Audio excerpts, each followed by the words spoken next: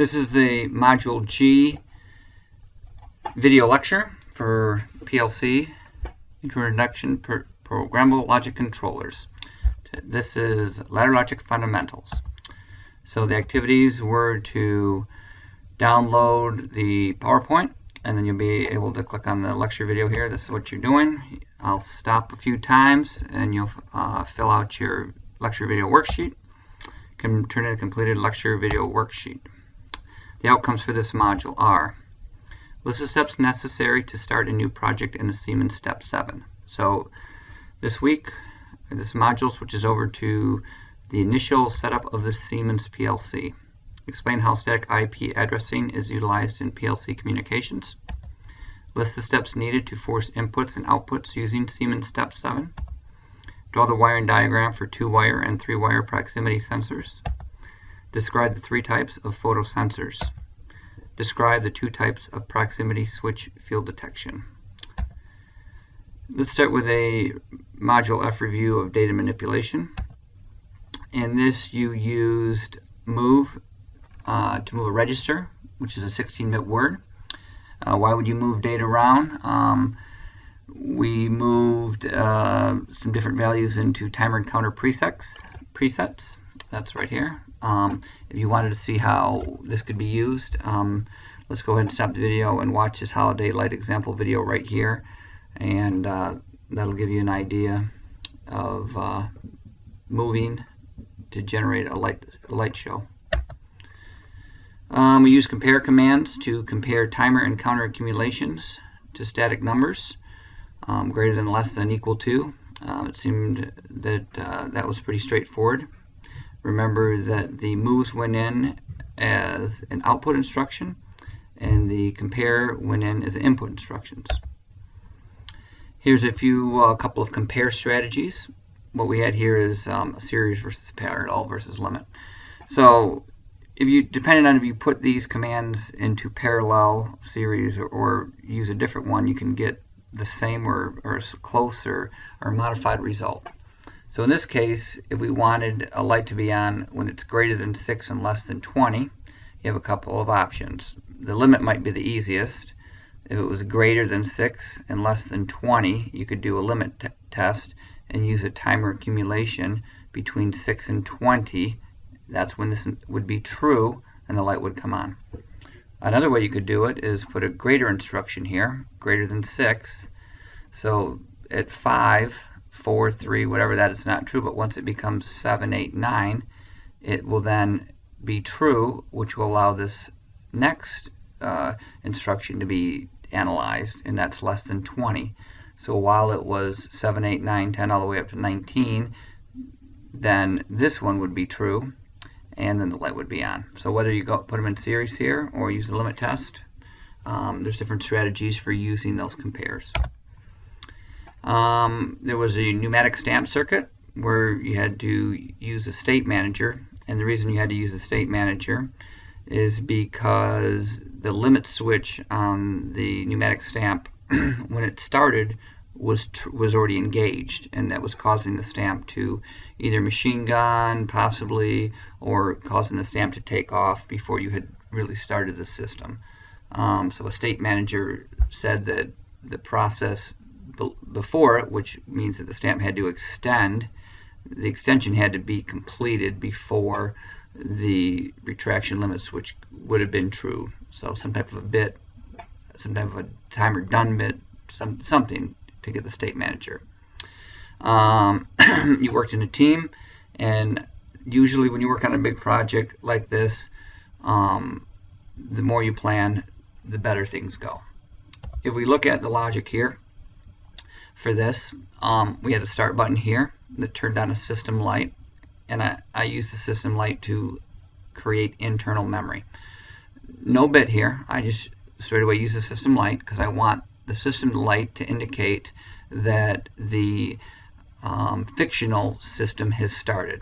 Now remember, you had a master control relay that was hardwired, and that master control relay had to bring on the power to the I/O modules. So if the power to the I/O modules isn't on, well then these start and stop buttons don't work anyways, And if you kill the power to the MCR, then this is going to go down because the IO is dead here. Okay, so when the system light came on, this was true, and the overload wasn't tripped, and therefore the conveyor starts running. Okay, and then so the conveyor's running, and then so you push a button to put the part in place. And what that did is it created a little bit of a bit logic here. Here we used a bit because we just momentarily push a button, and that is the start cylinder bit. And because it's got memory, we had it here stop the conveyor. So that stopped the conveyor.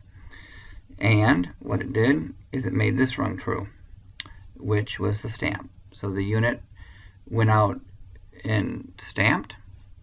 It reached out, it hit the limit switch to mean that the cylinder was extended, started a timer. When this timer was done, it started another timer. And so when this timer was done, it reset this one. Okay? So once again, this first timer here, the purpose of it was to time the stamp and turn that off. And the purpose of the second timer was to reset the first timer. And so we've been doing a lot of cascading timers with blinking lights, and that's exactly what this was done. And then so the cylinder then retracted, and it counted up. Now one thing to note is that we needed our state manager in here, because here was our limit switch, our retract limit switch. So if we didn't have this done bit, which was my state manager indicating that rung 4 was done in order to enable this, well then this timer would have started right away, and the process would have took off on me, and it would have been out of order. PB stamp complete, so the counter is done. So if this counter does get done, we can push a button, which would give us a bit, and that would be the stamp complete right here, turning that off. And so remember, we have a state manager here. So I just couldn't push the PB. I just couldn't push the PB here. It needed to be counter done. So here's my state manager again. It doesn't matter if I push the button. I have to have the counter done, which is the rung before it, complete. That's my state manager to make this rung possibly true. So then when I push my PB3 complete, I get the stamp complete, killing the start. And then the reset counter was just start, and it says reset lockout. So if for some reason the system light here was enabled, then my start, I could not get a PB and reset. So I use the system light here to kind of get me a lockout of the start count. Once again, using that concept of a state manager kind of. So hopefully that made sense to you. There's some hardwire examples that I'd like to look at. So right here we have is a run, start, stop, kind of holding circuit, or a run jog. This is a little bit different than you used in 131. 131 you use with a toggle. This one right here is using a make or break push button, where here it's made, and you push it, it will break, and then it will make this one. So the way that this looks like it works is if I hit run, I would get momentarily, I would get the motor to come on, the auxiliary would hold, and because I'm not hitting the jog, and when I let it run, I would have memory right through here. Or if I wanted to do jog, instead, if I push the jog here, I would get the motor to come on. The auxiliary would close, but since the jog is pushed down here, there would be no holding. As soon as I let up the jog, it would be broken. The motor would go off, and this contact would open again. So kind of a run jog using a different kind here. Now when I do my ladder logic, and we're going to see this later, it gets a little bit dicey. You know, a lot of times you just think that you want to recreate this ladder over here exactly as shown, and that's what we're showing here. Stop, stop. You got a run button here, a run button here. You got an overload here, you got an overload there. You got a here I've added a jog so that if you're doing forward, or if you're trying to push jog, it's going to kill it. I added that. And then you have your auxiliary contact here. Okay, so a lot of people were putting that jog down here to turn on the motor.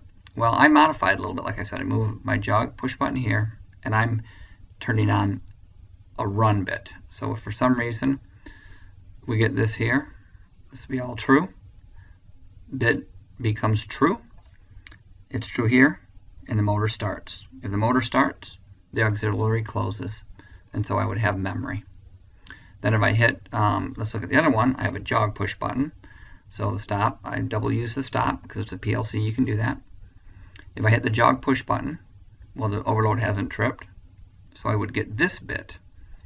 So either combinations. This first bit was if I wanted memory, and this next bit would be if I just wanted it to jog. So you say, well, I want to jog. I push the button, I get the jog bit, and that the motor starts right here. Well, that's going to bring in this contact, the auxiliary. So by pushing the jog, it looks like I would get this bit here to come on as well. That's why I put the jog button right there, so that if I was making the motor jog to bring this true, it would be killing this rung, or making this rung false at the same time that it was making this rung true. So you could only have one of these bits on, either this bit or this bit, because the jog is used like that. We'll get into this a little bit later. Hopefully you want to be sure you understand this circuit the way that we use the ORs here, this bit or this bit to start the motor. Here's a hardwired example.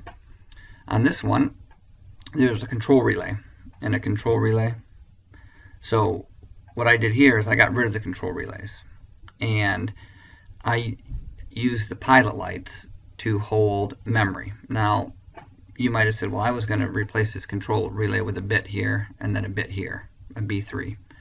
Well, you could do that, and sometimes you want to do that, but in this case, because it looked like the pilot light was kind of standing alone and there wasn't that much else, affecting this pilot light, I just used the pilot light to hold this.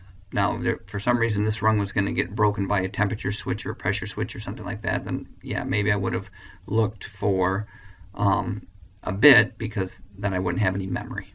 Okay, so the rest of this, there's no memory on here, so basically I take the control relay and I replace it with a solenoid, and then instead of having this control relay related here, I just took the solenoid and used the contact associated with that OTE. And so this is fictional, doesn't really exist, because the solenoid doesn't have a contact on it, a relay does. Same thing I did in my solenoid 2s here, and so I kind of programmed it up, trying to make it as simple as possible, and that's what that turned out to be.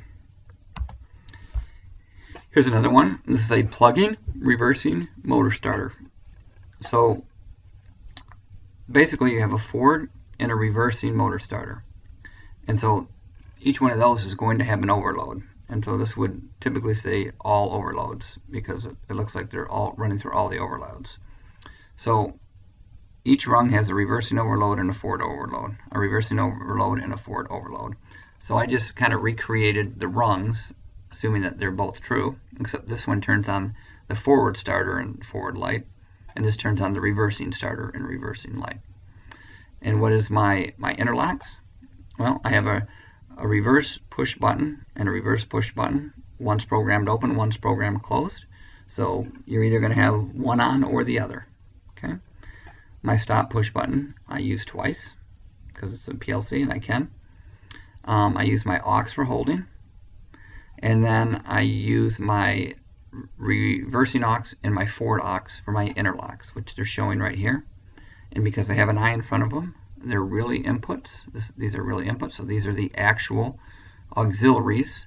So I do have an electrical interlock on this right here to prevent both of these from being on at the same time. Okay.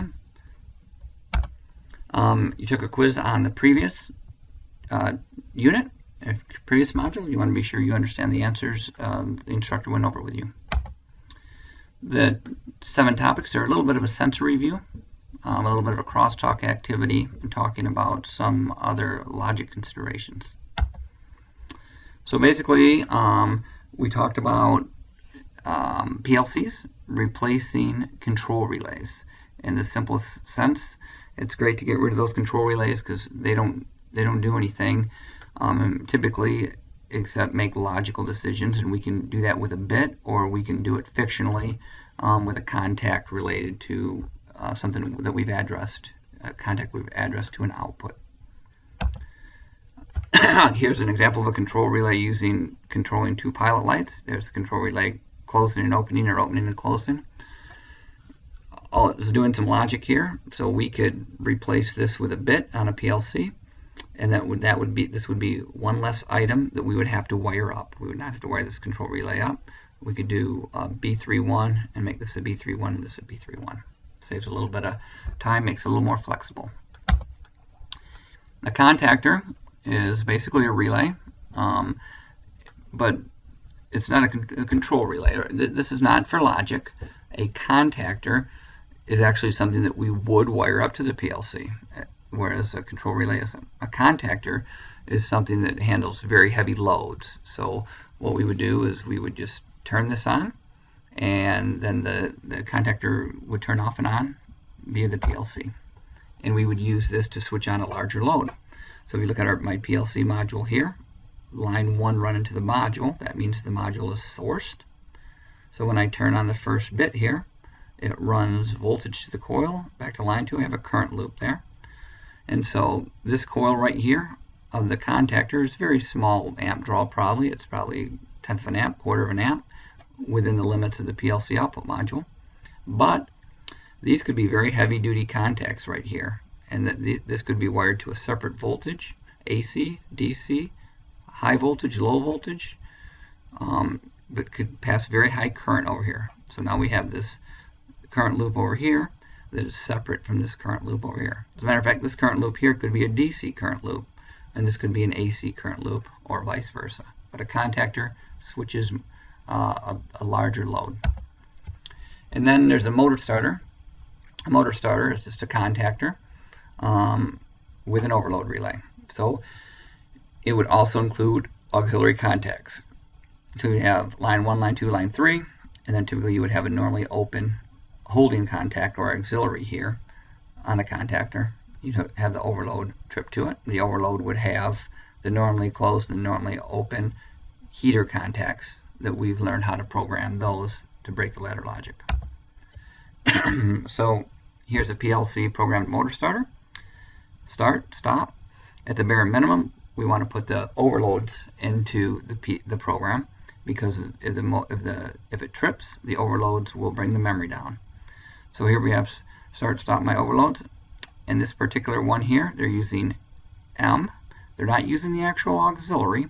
They're using the internal contact associated with M, motor starter. So this is fictional, but this works because of the overload right here. And the overload is real. And if this motor overheats, this overload is going to open right here, and then this will go false, and it will kill this internal fictional memory. A couple of issues about switches. We do a lot of push buttons, normally open, normally closed. Here's our make break that I was talking about. Now, here's our NEMA symbol. You're very familiar with the NEMA symbols. That's what you've been learning a lot in 131. A lot of new equipment is coming, and it will have an IEC symbols on it. So typically students take a look at this IEC symbol and they kind of look at it and say, oh yeah, this kind of looks like a top of a push button, and if you push it, it would close the contact. So the IEC symbols, they're out there more and more. Shouldn't scare you. If you look at it, you might not immediately recognize it or have it memorized, but it does look like a switch, and it's a push button. So those are the IEC symbols for the normally open, normally closed. Let's take a look at this make break. So here's the first ladder logic circuit that we did, and I used bits for it, and a lot of people didn't want to use a bit. Well, here's why, and if you'll follow this logic. So if you look at this right now, this is true, X2 is true, which means that somebody has pushed the jog button here. So the jog button has been pushed, okay? So this jog button's pushed, which makes it true, and the overload hasn't tripped, or the stops hasn't been pushed. So therefore, the the unit is running. And because the unit's running, the fictional control relay right here is true. Okay, but it doesn't matter if this is true because the jog button's been pushed. And so the jog button can only give you true either on this rung or this rung. Okay, either one of these. So in this case, it's the jog that is running. Okay, so if I let up off of this jog right here, okay, this will get a 0 written into it. Okay, and then this would then get a 0 written into it, and it would make this true. Okay, but the way that the PLC scan works is that this control relay right here, this is not going to change states yet, because at the start of the scan it's going to look at where this was or where this currently is before it updates the output. Okay, after it runs the output, then it would change this, but it's not going to change this until it updates the output. Well, let's see what that means. Well, it starts the scan and this is true. We've let up off the jog button, so this returns to true. So I got true, true, true, true. So when it updates the scan and then it goes to update the output, it's not going to switch this because it's still true. So one more time, if that doesn't make sense, it starts the scan with this true and this true. We let up the jog button, and so the next scan, this becomes true and this one goes to false, but this one switches to true. It hasn't switched this one yet because it hasn't updated the scan. True, true, true, true. So when we let up off the jog, this thing keeps running. So the rule is that you need to make before you break, and that's what's happening here. We were breaking this and trying to make this, and this contact here. So the way to fix that is you program the run the holding circuit here with an internal bit. So that's my internal bit right here. And then you can have a jog or another. I used another bit because we had some additional items there. So it's either the jog type push button or the memory to turn on the output, and that's what we got. A selector switch is rotate instead of push to open. So we've been using toggle switches. So typically toggle switches would be on or off, and so you could program them a set of contacts open and close, because the switch could only be closed or open. There's no two states. The selector switch is a little more useful because you could get contacts A or contacts B to close, or if it went in the middle here, when this was switched in the middle, neither contacts. This would be a 3-position switch where you could go from hand to auto or just have it all the way off, that neither one would work.